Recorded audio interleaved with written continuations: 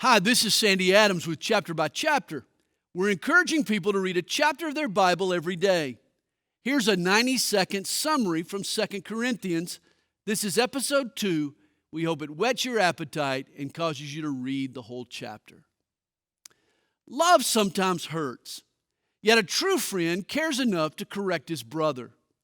Paul loved the Corinthians, but he could never gloss over their sin. In 2 Corinthians chapter 2, Paul explains his reason for writing this letter. Paul's first letter to the Corinthians had condemned their tolerance of blatant sin. They had ignored an incestuous relationship engaged in by one of their members. The guilty parties had flaunted their sin under the church's nose. Paul had instructed them to excommunicate the culprit in hopes that he would learn a lesson and repent.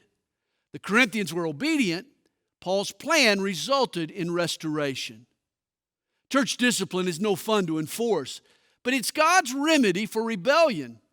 Paul was quick to judge sin, but he was just as quick to extend forgiveness to the repentant sinner. When the backslider returns broken, it's time to forget, and restore him to the fellowship.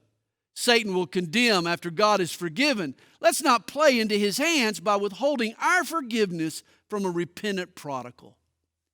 When a Roman general won a military campaign, he would parade his plunder and prisoners through the city streets of Rome. The smell of incense would saturate the air.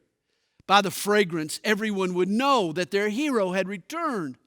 Well, Paul sees believers as part of Jesus' victorious procession. We are his prisoners and plunder.